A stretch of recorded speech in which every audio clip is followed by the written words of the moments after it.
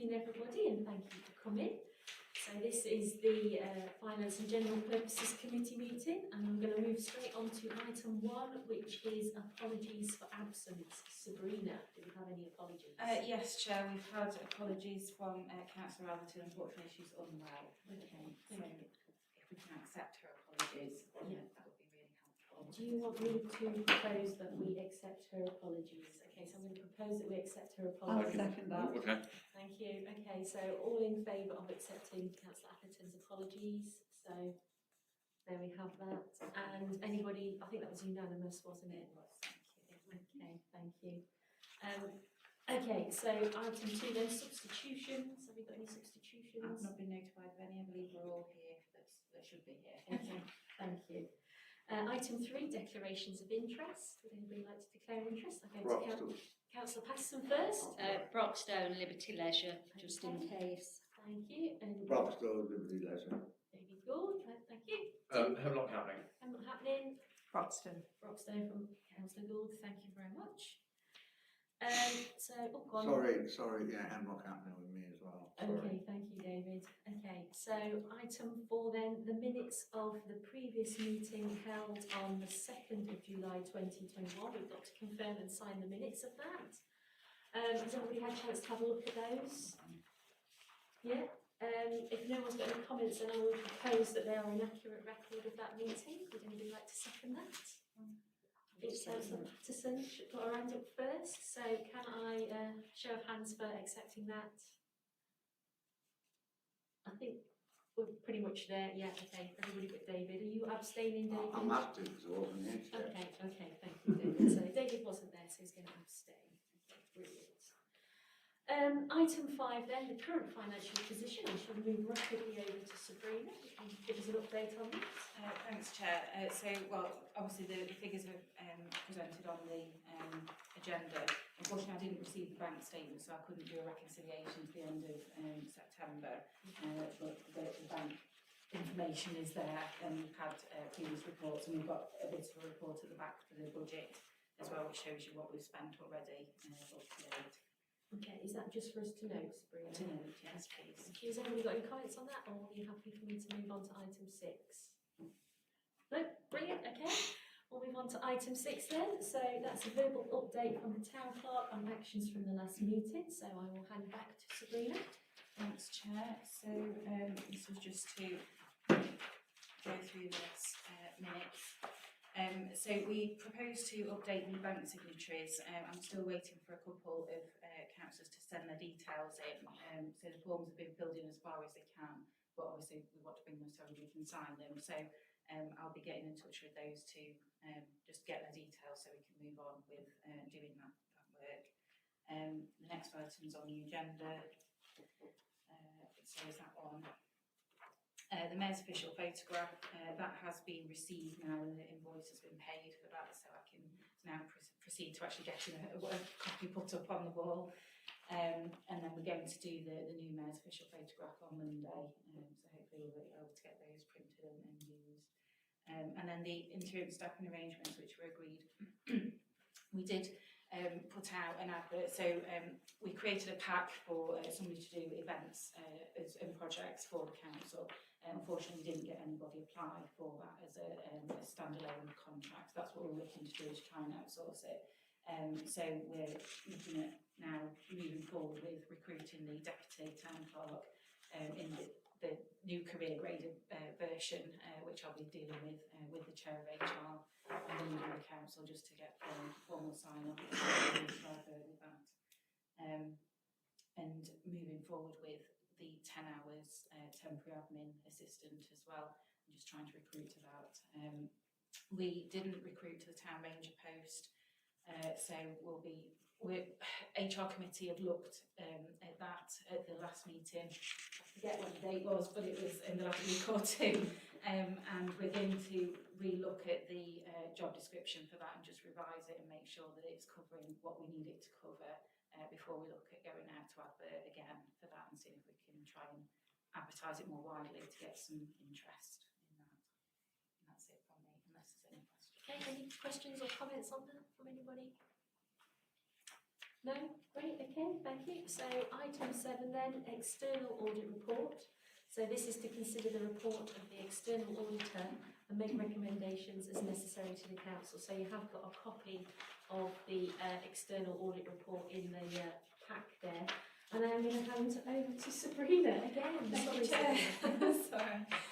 So this is, obviously this has to go to council anyway to be properly considered. It is a power reserved to council, but I thought it would be useful for the Finance Committee to have a look at this first. The auditor has done an accept for report, which is in relation to the asset figures, because the amount that we have on the register I believe is incorrect, and none of the records from previous years add up to the figure that is on the previous year's AGARs, and it's been the same figure year upon year upon year.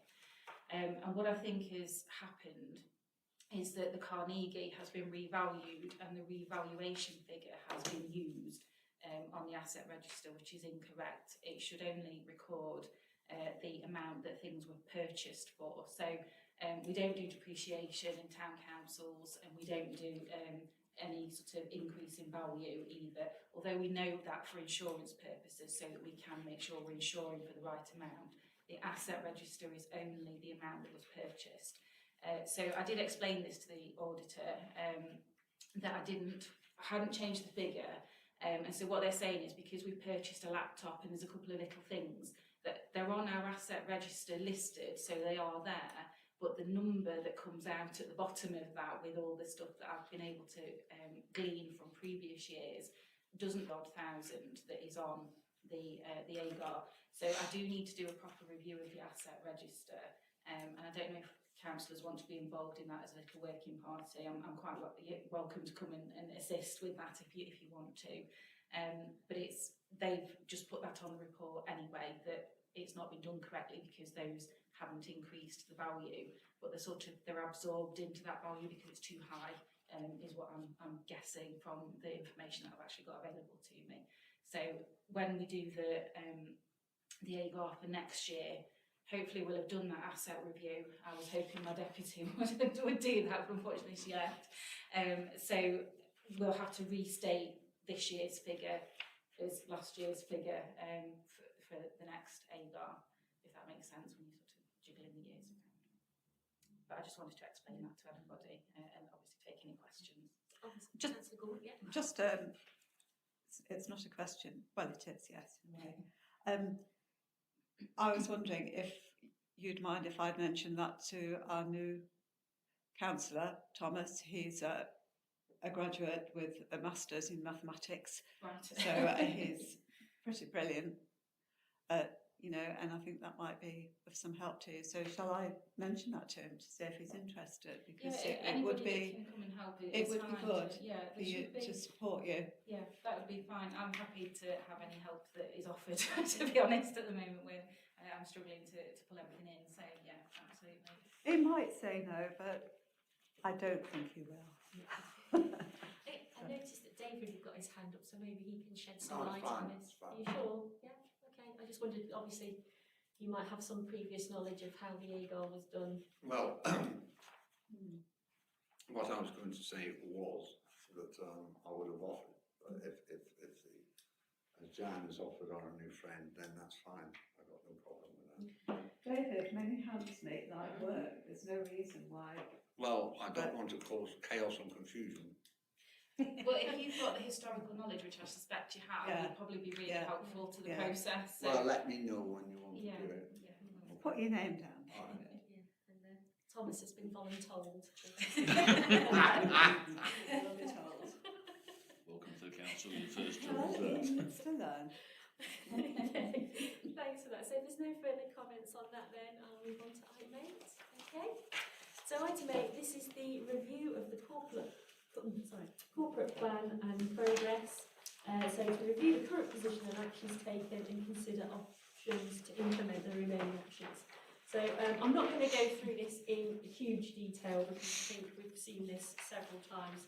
There is a brief sort of sentence just summing up what progress has been made to date on each of those actions. So I'm just going to pick out a few that are sort of newish ones. So obviously, the first one on the helping the local economy to thrive.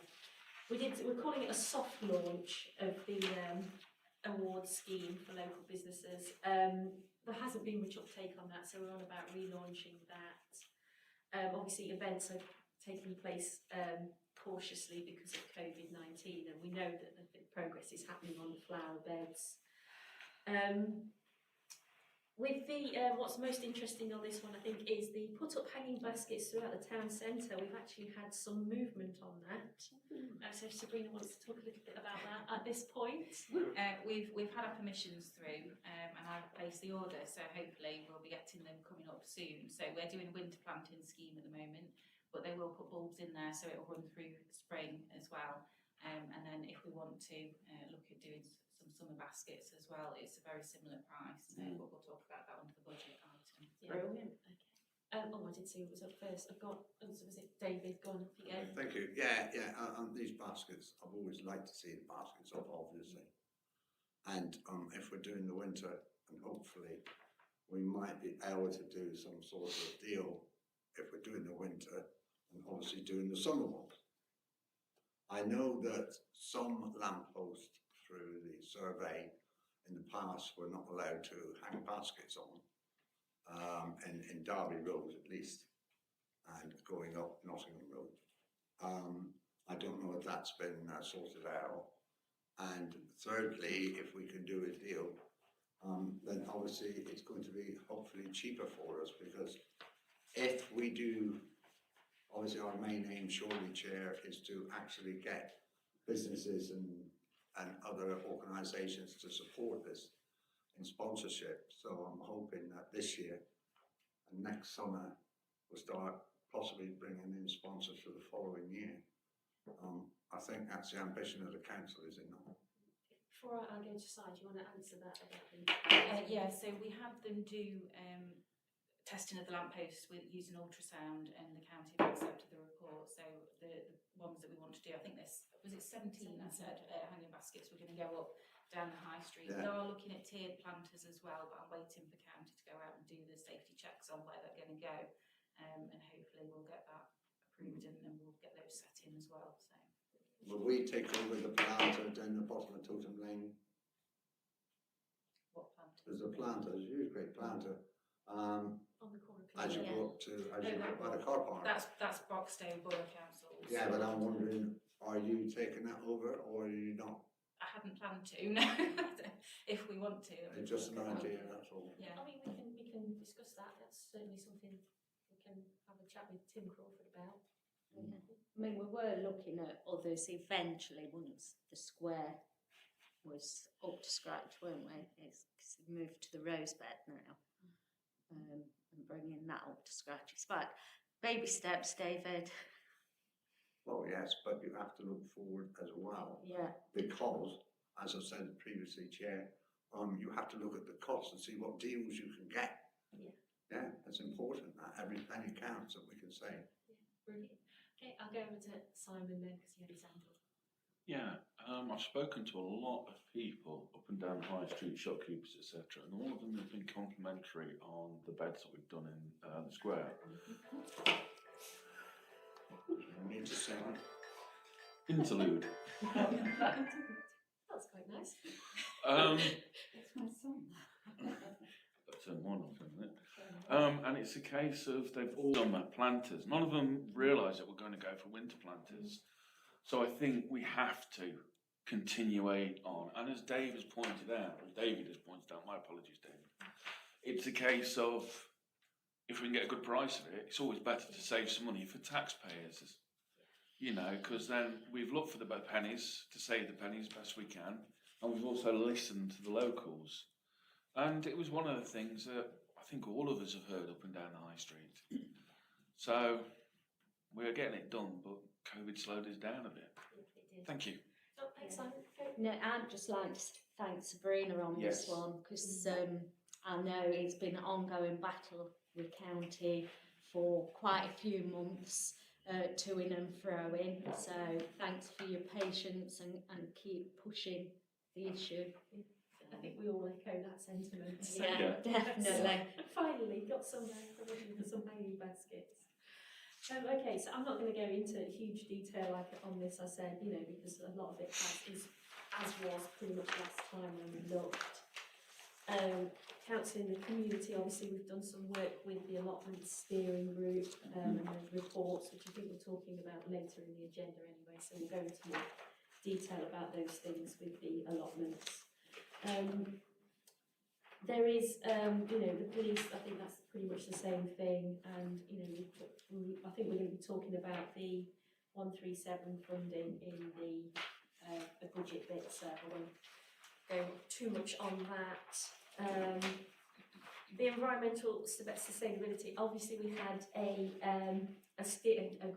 committee meeting last week, and so I haven't been able to update this yet because obviously we haven't got the minutes from that, but we did discuss about changing the engagement with stakeholders to improve energy efficiency of housing slightly, so that's going to need an update, and explore the options to increase renewable energy generation in Stapleford. I think we talked about that and how we could use that, so some of this is actually going to need to be changed in light of the meeting that we had last week. Again, there's bits about allotments which I think, we haven't changed hugely since the last time we discussed this, but yes, there was a green gardening category in the gardening competition, and I think Bob's provided an absolutely beautiful trophy for that. That was lovely. And then finally, governance, people and assets. So again, I think some of this is quite familiar. I don't know if Sabrina wanted to talk any more about any of these particular actions, because the staffing and the foundation award stuff is sort of that will come at some point. It's not much movement on that at the moment. We just need to do the recruitment. The training needs and things have all been identified, and I just need to put some things out for councillors. I think we've had a couple of things come out, but not much at this point. Finishing the neighbourhood plan, that will hopefully come forward very quickly. We've now had the design guide, and we have the first draft of the plan available, which we're going to call a steering group meeting for the 15th of October to have a look through that and decide if we want to recommend it to council. The next stage on that is a consultation with the public as a minimum of 6 weeks, and stakeholders, so that will include Borough and others as well.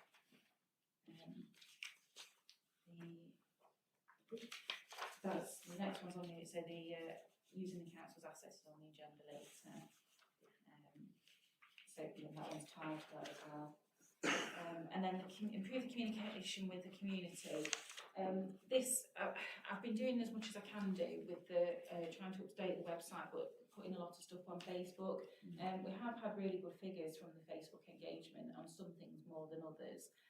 Videos do really well, and we've had a lot of shares of posters and things for events and stuff. So I think there's more to be done, but I think it's been quite successful, really, considering the amount of resource we've had to put into it. And ideas for improving it very much welcomed. So has anybody got a comment? Councillor Patterson, off you go. Obviously, you can do paid advertising and a boost just in the local area. I'm just wondering whether it would be worth doing a boosted post for, say, £10 to see if it reached more people in Stapleford to actually like the page, and then it reaches more people. I just wonder if that's something that could be considered. That's certainly a good idea. Yeah, Councillor Frost.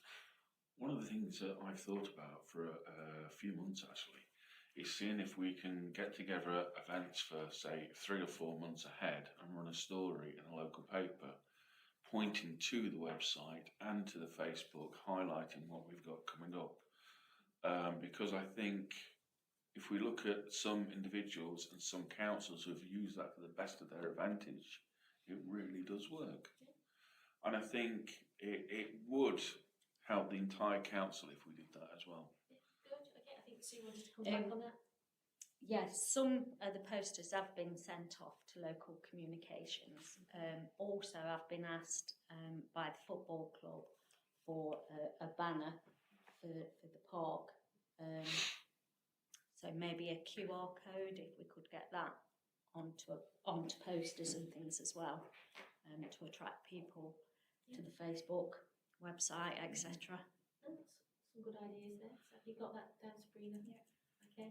Any other comments generally? I must apologise again for a repeated error in that I did communicate some of the changes that was pointed out by Pip to Sabrina, and then I think in the rush to get this out, not all of them were actioned, and that is my fault. So again, apologies for that. But yeah, I think we're going to get there. Yeah, next time. Yes, go on. Cheers. Back to the council and the community, but specifically allotment stuff. Yes. I'm looking to get a bit of clarity on this because I know there was a lot of kicking off when the new provisional tenancy agreement, the advance notice of the new tenancy agreement was sent out. And it says on here that was in conjunction with stakeholders, but as I understand it, the allotment steering group hadn't met for quite some time, and I wondered whether I could have any clarity, please, Chair, on whether that tenancy agreement did actually get stakeholder engagement before it went out. If it didn't, then I'd recommend giving it a review faster than its natural cycle, because I think there are a lot of flaws that have been pointed out retrospectively that could easily be sorted out with a review in the short term. Okay, I can, if anybody's got any comment on that, or we could, because item 9 on this agenda is allotments, and I think there is a steering group due to be held on the 11th of October. So if you're happy to talk about that in that item, or do you Sure. want to add? For sure, yeah. Yeah, okay. All right then, so if nobody's got anything else to discuss on that, I think we'll move on to item 9 then, which is allotments. So it is to review activities to date, a verbal update from the town clerk, councillors to note that a meeting of allotment steering group is due to be held on the 11th of October 2021. So shall I hand over to Sabrina? Sorry, it's thanks, you Jen. again. That's all right. So yes, we obviously we sent out a new tenancy agreement to give advance notice of the changes. The only real change to the tenancy agreement was the introduction of the security deposit, the bond of £50 for new tenants and the reduced rate of £25 for existing tenants. A lot of the other terms in that agreement are actually existing policies of the council. They're not particularly well explained in the current agreement, which a lot of them are in the current agreement. And so there's been a lot of misconceptions, which I alluded to in my report to council. And this has included people, and this is other tenants, going around and saying to plot holders, the council are going to make you take your buildings down. The council are going to make you chop your trees down. The council are going to make you cut your plot in half and they're going to take it away from you. So I've been dealing with a lot of people, which nobody has ever said that to anybody. New things such as trees only being allowed up to 2 metres high and that kind of thing are for new trees going in. It's not for us to go around and measure a tree and then chop it down. We don't have the resource to do that. We can't police it. You know, when a tree has come to the end of its life and it's being removed, when it's replaced, only plant dwarf varieties, because we have a lot of complaints from residents around the edge of the allotment sites complaining when trees have grown really high, the shadow in their gardens, and then it costs us money to have to go and cut them down or trim them or plough them or whatever it is. So that's a lot of the issues that I've been dealing with. I have had quite a few emails from tenants sort of panicking with some of the wording on some of the terms, particularly over one item which was in relation to the maintenance of roads. I think it's roads, gullies, ditches and other sort of things around the allotment, because they were saying, well, does that mean we're going to be slapped with thousands of pounds worth of bills to if the council wants to resurface something? And so what I've tried to explain to people is that's not the intent behind that clause at all. Obviously, if we need to do a road replacement, that will have to be budgeted for as part of the rent income that we have. The idea behind that one is to try and evoke, it's probably a bit sort of nostalgic, but evoke the old days where the allotments were a community and they all worked together to help with keeping the allotments trim and tidy. So a lot of tenants do this already. The track around the allotments, there's a grass central part to the track, and a lot of them will actually keep that mowed themselves and sort of help to keep the costs down actually of us managing those sites. The hedges that if they back onto a hedge on their plot, that is part of the agreement already. They should be keeping those trimmed. We obviously do the outer edges where they front onto roads and the tops of those because it's easier for a farmer to come. But if we're trying to get a farmer to go down the back of somebody's plot, he can't do that. So, you know, practically speaking, it's got to be the plot holder that looks after that. But this seems to be news to some plot holders that this is a requirement, but it's been in the agreement for a great number of years. It's not a new thing at all. So this is part of the sort of the ire that people seem to be having, is that they're actually not aware of the terms that they are already bound by, which is what I've had to spend a lot of time explaining to people, and then allaying fears that no, we aren't going to be throwing a massive £1,000 bill at them to help put towards resurfacing a road or whatever, or changing ditches or whatever the term says. And most people, once they've sort of listened to the explanations of things, have calmed down. They're quite happy. It's just those that perhaps haven't. One of the big issues is the bonfires. Still, people are saying it's not right. Where's your scientific evidence that we shouldn't have bonfires and all sorts of things like that? But obviously, council have decided that they're happy to use the braziers or fire bins or whatever you want to call them. And we've actually had quite a lot of positive feedback about that as well. People are really happy. The council have listened. They will now be able to burn their diseased plants and perennial weed, things that they can't take away from site to the tip. So it's a mixed bag, but I think once people understand that we're not trying to put in secret clauses that we can suddenly take thousands of pounds from them, they seem to be quite happy to calm down over that. So that's really where we are with the agreement. To answer your question, Councillor Hallam, we had lots of discussions about the tenancy agreement. The actual tenancy agreement itself didn't go to the allotment group because the meetings were cancelled, but we had lots of discussions which were fed into developing that. So one of the biggest concerns was the security deposit because they weren't sure quite how much that should be and what was reasonable.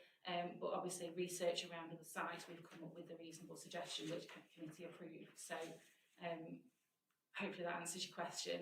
And obviously then moving on to other items, we've had the fencing redone at the Ulam Lane allotment.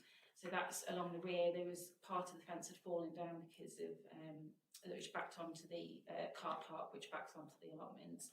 And some of the fencing along the rear of residents had fallen down as well. And what we had in place to secure our site was woefully inadequate. It was awful.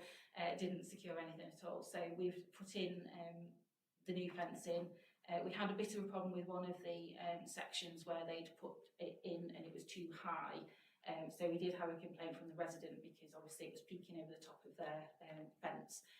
So part of that we had to get them to come back and replace it, and then we continued down the row to finish that off. And also the hedges on Ulam Lane at least have been cut. I know people have complained again that it looks a mess or whatever, but you know, we're coming into winter, there's no growth on it, but we've done a hard cut because in previous years when we've had it cut, it very quickly then encroaches over the pavement again. And so for the sake of safety and keeping it back for a long time, we had a very severe cut done on it this time. Once the leaves start growing back, it'll look fine, but obviously we're in winter, that's not going to happen at this point. Can I just say about the hedges, because it's been a bone of contention for quite a long time for people to moan and groan about the hedges on the Newland Lane site, encroaching onto the pavement, things like that. And, oh, you know, all these little children that are going to get run over because of us. They can walk on the opposite side of the road. And the thing is, if they, presumably people have common sense. I did. I took my kids to that, you know, past it when they were growing up. And also, it's not possible to cut them all the time because we've got birds nesting in there and you have to wait. Well, it's only fair to wait until they finish nesting before you take the stuff down. It's a question of common sense. I don't know what all the moaning and groaning is about. Yeah, I think cutting season is between February. You have to wait, don't you? Yeah.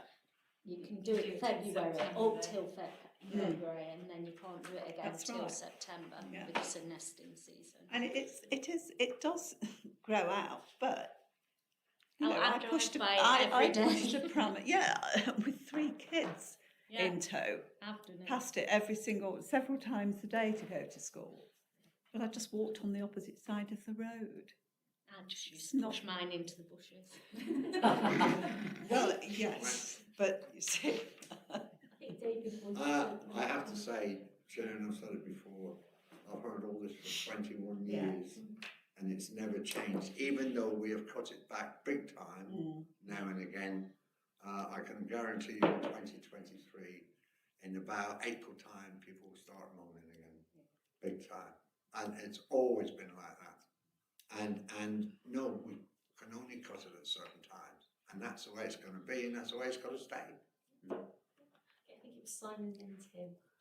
I think it's a case of like doing a hard trim, or a severe trim as you called it, has to be done once every 5 years or something like that. I don't know the actual term. To actually make it so we've made it as safe as we can. As Councillor Gould pointed out, that as it gets to the point where it gets up to that time it needs to be done again, people just have to use a little bit of common sense.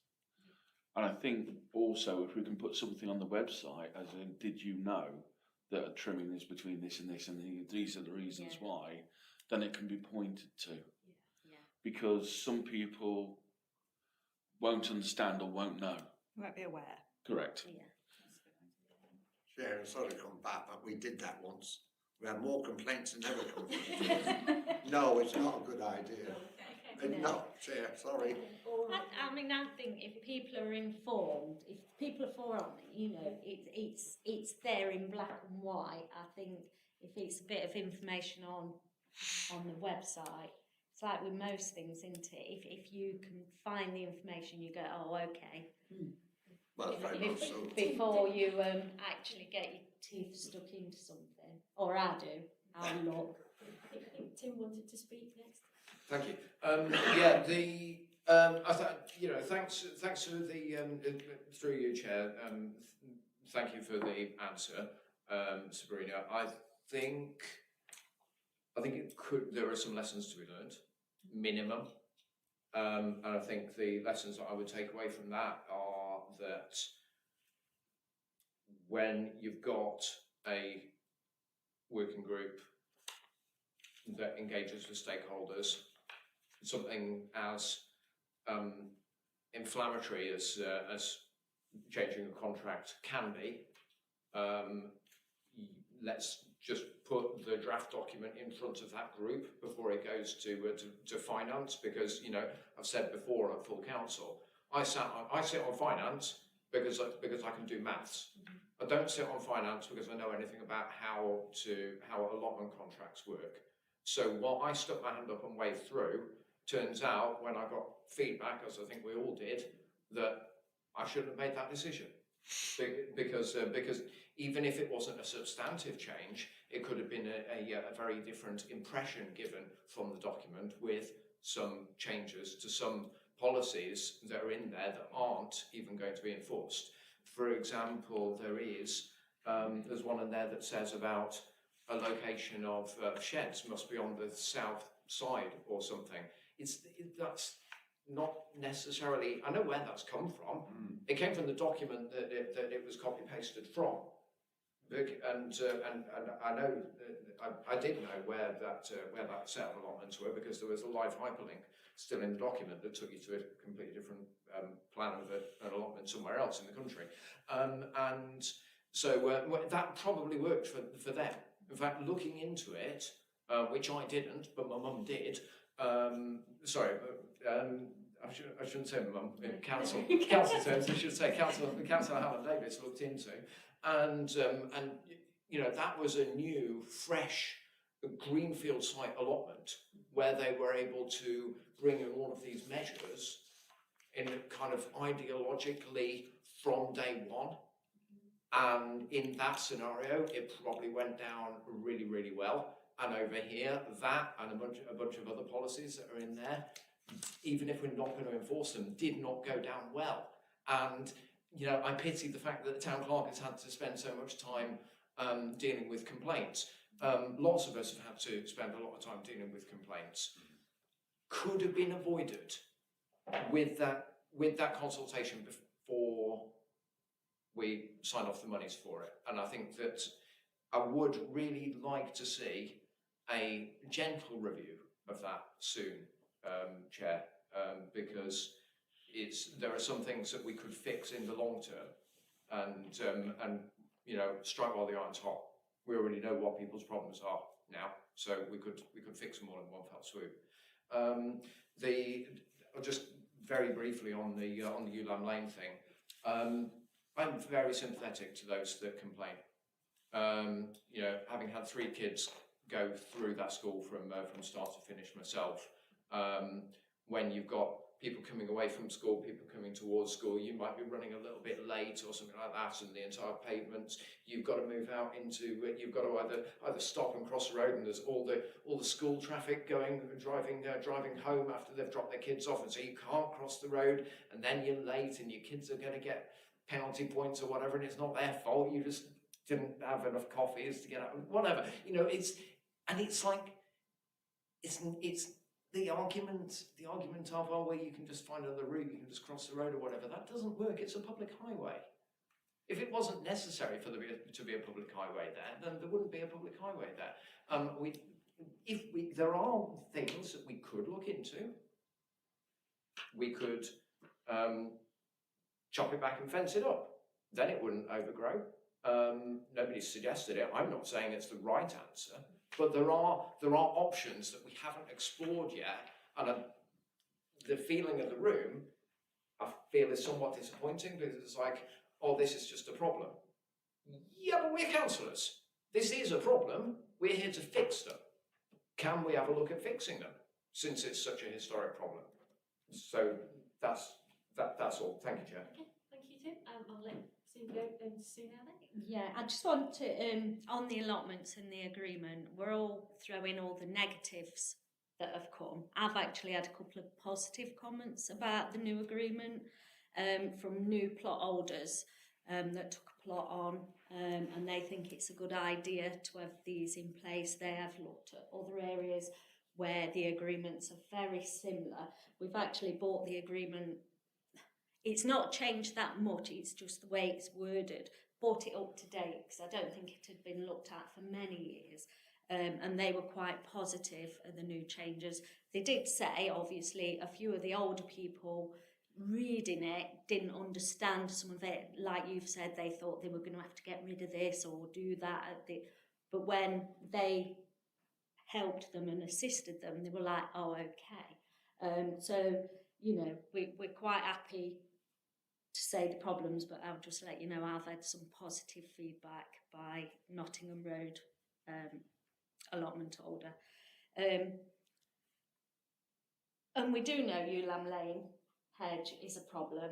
We know it's an ongoing problem. I think that's why this year it's had a hard cut and been cut back quite a lot rather than just a trim, to try and alleviate that problem, you know, and try and help the residents. I don't think we neglecting as duty as councillors at all, really. I think, you know, we looked at it, Sabrina asked for a hard cut and it was done. Okay, thank you for that.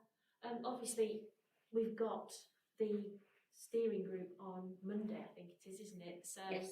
I think we've got quite a bit from this committee to take back and things that can actually feed back into this committee tomorrow. It's on Monday, so I might sit in on that one because I'm not on that committee, that steering group. Oh no, just to listen in. So, but yeah, obviously everyone's welcome to that, aren't they? So it's a steering group. So if good one, No, unfortunately I'm at Borough that night, Okay, otherwise I yeah. would be there because I would very much like to be on that group. Well, I'm sure if you pass Yeah. comments on to Yeah. Patterson, she'll relay things for you if you wanted Yeah. to. But yeah, but obviously, if you want to, I think, you know, it sounds like we need to have this meeting on Monday and then discuss what comes back from that the next time. Yeah. Okay. Has anybody got any other comments, or can we move on to the main course? No. Okay. So we'll go to item 10. The draft budget, and this is to consider the report of the town clerk.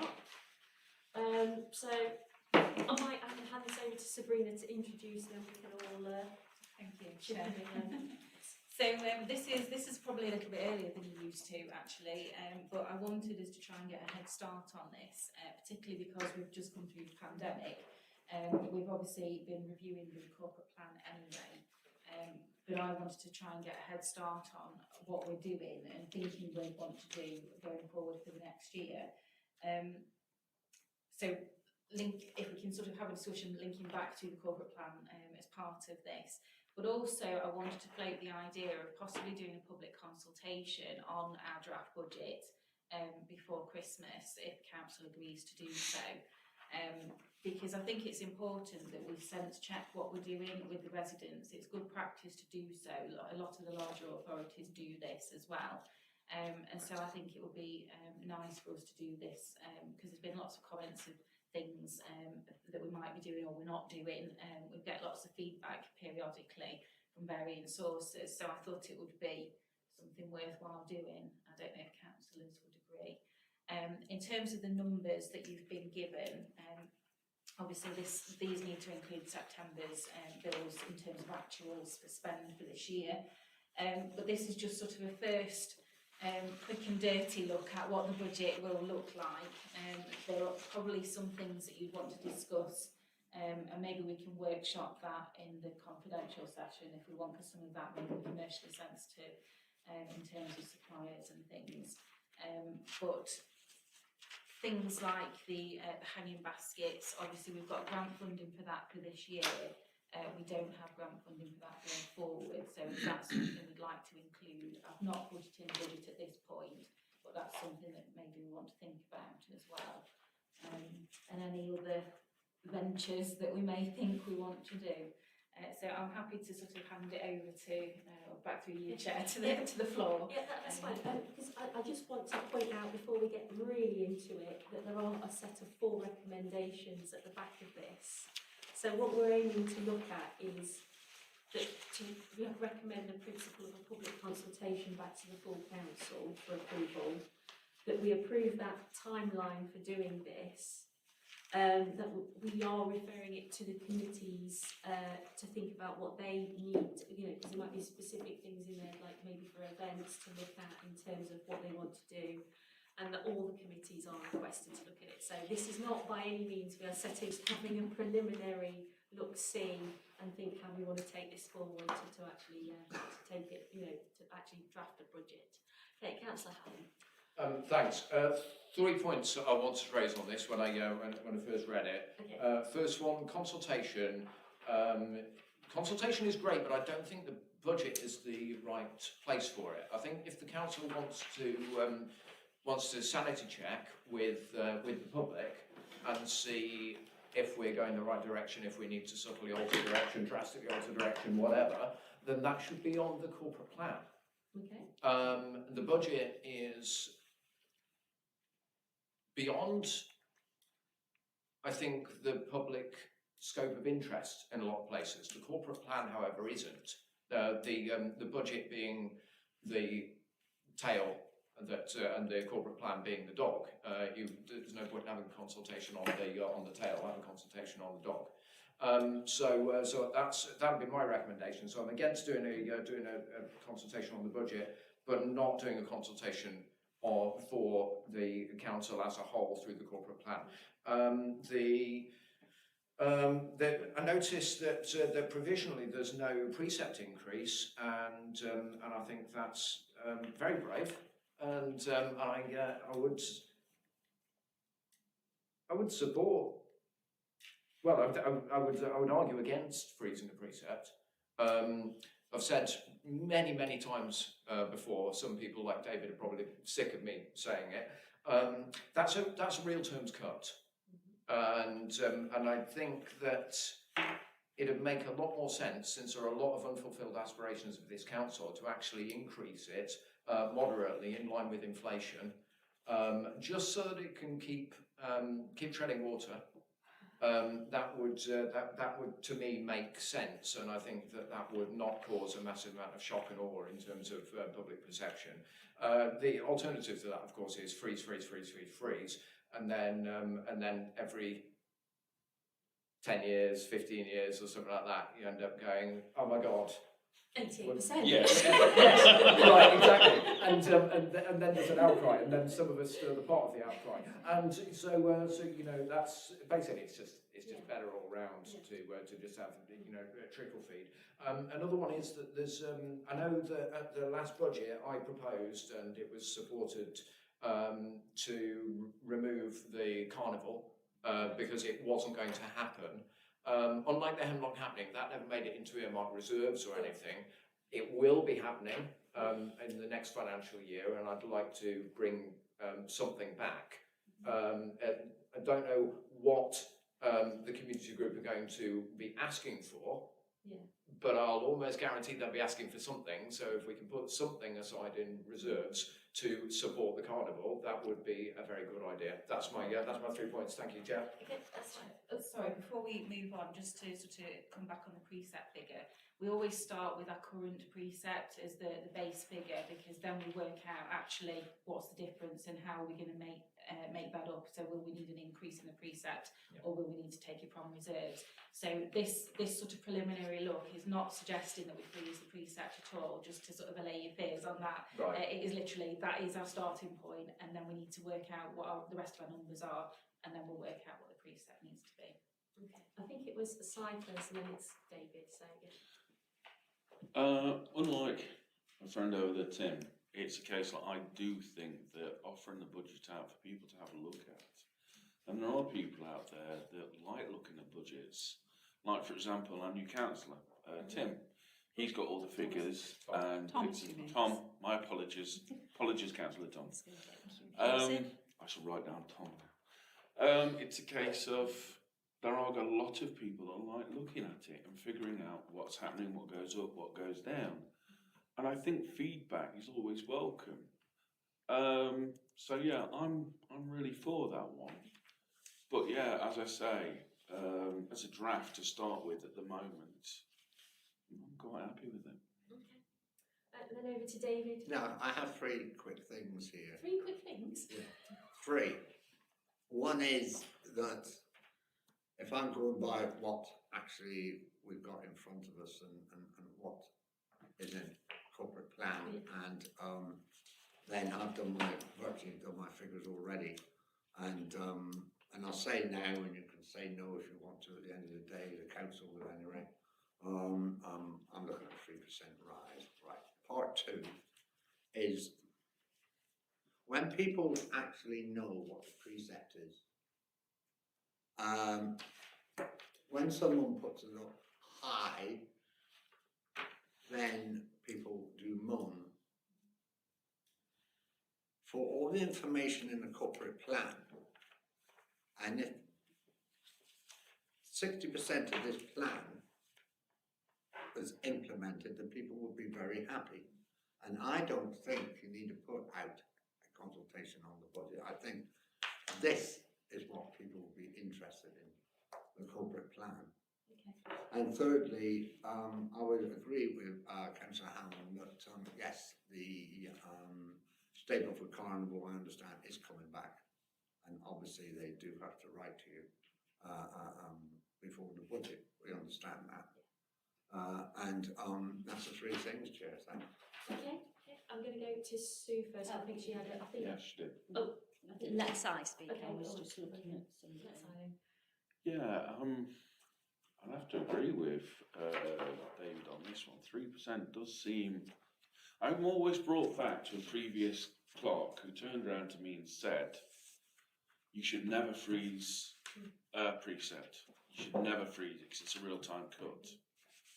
If you're going to put it up, or you struggle at putting it up, then put it up by 0.5%, because that gives you your reserves that, God forbid, something goes horrendously wrong, that we can then use to go forward with." I think another thing is that I spoke to a lot of people after last year's budget and how it's all explained as in pounds and pence and things. Everybody understood that and they could get their teeth around it. And the other thing is that I've got one or two people saying, after my good friend Susie has commented, we don't have percentage in purse. Everybody was saying that for weeks. It really does work, and I think we need to continue that as well to make sure that people understand both things. How much percentage is, but then how much it is in pennies or pounds or whatever. So it becomes very clear that they can see. As I say, this is just a draft. So.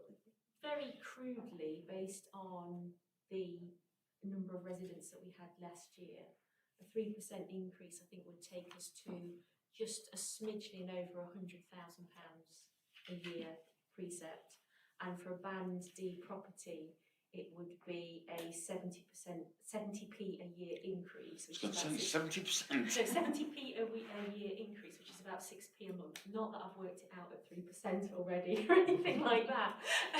Yeah, okay, Councillor Hallam. Thanks. Yeah, I was going to come back with linear money as well, but but I hadn't put it down to Band D. I was just going to say it's around about £3,000. Yeah. And that's, it's like, it's nothing, but it's also something. Because I mentioned for example the carnival. The last quote for road closures on behalf of the carnival was about £3,000. So there's a difference between being able to do something like that and not being able to do something like that. So it is meaningful to the community. I was just going to come back to something that Si said. That it's public. Everything that we do here, unless it's closed session, is public. So if people do have a passion for budgets, and really, I'd like to offer my congratulations, help, support, big hug. But also, all the documents are already there. I don't think consultations are better when you can get people into the aspirational mindset. Yeah. And for most people, I think probably everybody in this room, looking at a sheet full of figures does not put you in an aspirational, community-minded, forward-looking mindset. So it does for David. It's down with you. I love numbers. I think the thing is, the joyful of this doing it so early now is we can look at all options. Can I just come back here and just wish to say, if I may, Councillor, in case something goes wrong. That is what we have a certain amount of money put back in the bank for in reserves. If something does go wrong, then the town clerk will come to full council and say, we need £55,000 in emergency for whatever that emergency is. Then she'll get full permission from the council. Yeah. But otherwise, except for her limit that she can spend, no. So that's what the reserves are for. Oh, I realise that. I was just saying that it's a good common sense, in my theory, to increase every year. Not by much. Sorry. Simon, Yes? I hope everybody's listening to this. They are. It's over there. Well, over there, right. Over there. All there. I'm going to go over to Sue then, because I think she had Right, I'm getting a bit of deja vu because I was at finance last night discussing budget consultations as well. So it's a bit like Groundhog Day for me. The borough has actually set up a questionnaire on budget consultation. So, and it's questions about how they're doing, and if we could look at doing something similar, which they don't. It's not facts and figures. It's how well you think the borough's doing, I think we could do something similar, so it's not. So questionnaire, not a consultation. Well, it is Right. consultation, isn't it? Because you're But it's asking in for a- Oh, more okay, yeah, sorry. information. I suppose maybe apologies for I draw a line between the two in my head, but that's mainly because I work very closely with the planning department, and consultation is a term Yeah. that has a lot of red tape and stuff around Yeah. it. But I mean, the budget consultation, that, I just think it's just getting feedback, isn't it? You consult in the public and getting the feedback from them and what they think. So yeah, it's a bit of a groundhog day for me, but I think it's a good idea if we did that. It's nice to gauge the feedback, positive or negative, and we can see where to move forward. Okay, I'll go over to Ross because you're very patient. Yes, his arm must be falling off. Sorry, Yeah. Ross. This is what we find, he's just leaning. Probably a minor thing. I noticed when I was looking through that there was nothing down for, what's the figure now? So long since I found it. The garden competition's got nothing carried forward for next year in the budget. I can explain that one. It's been, last year we rationalised our budget lines, so some of these, I can't delete them yet because it's still hanging on to last year, but it will be deleted because it was wrapped up in the in-house events line, so that there is money for it now. I saw in-house events as well. I did wonder what that was. Yeah. As far as consultation goes, whether we use the word as we normally use it in English, which is consulting people and talking to people, or we have a more technical view because we're on the planning committee and most of us aren't, I think the more we can talk to people, the better. It gets feedback. It means that we get feedback from lots of people rather than just the ones that shout the loudest. I mean, I came straight here from a youth club, which I've been doing for about 38 years now, in one form or another. And we were just a silly activity at the start. Everybody had to write down something that they would want to keep.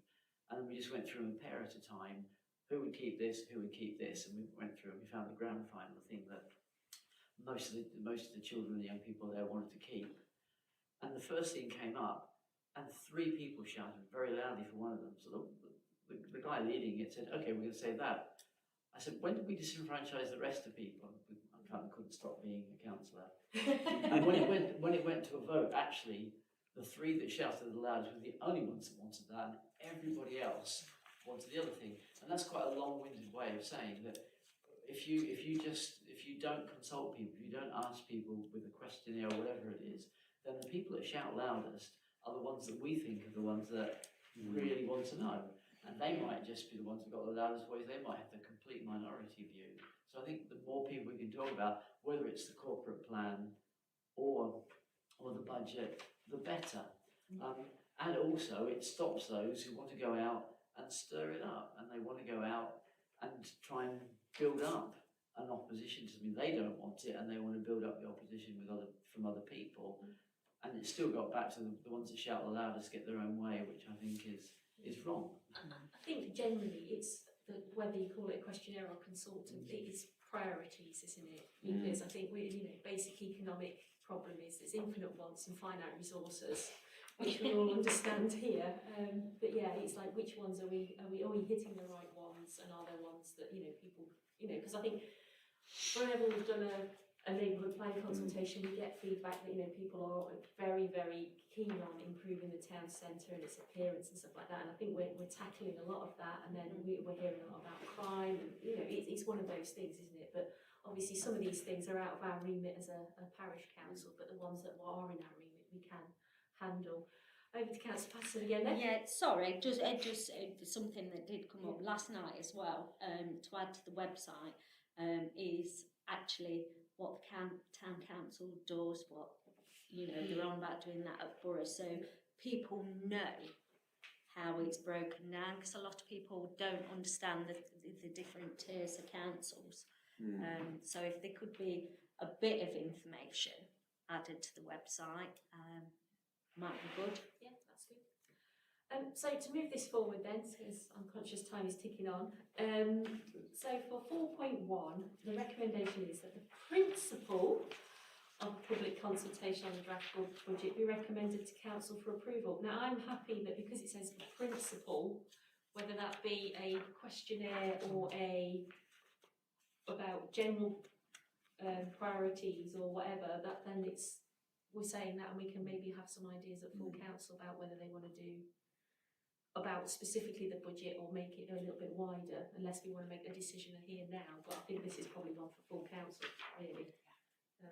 Yeah, well, I mean, if you wanted to recommend to council that the consultation is in relation to the corporate plan, but it's backed up with the budget, because that explains where the money's coming from to pay for these things. I think that would be more sensible if you wanted to do that. So have we got some words for that, or is everybody happy with what that basically means, that the principle of the public? I can't vote for this as it stands, Teresa. If you want to put it through as an amendment to deal with it more generically, then I'm happy to vote for it. If you've got some words ready, I'll second it. If otherwise, I'll make some up on the spot and propose it if you want. Let's think of some words.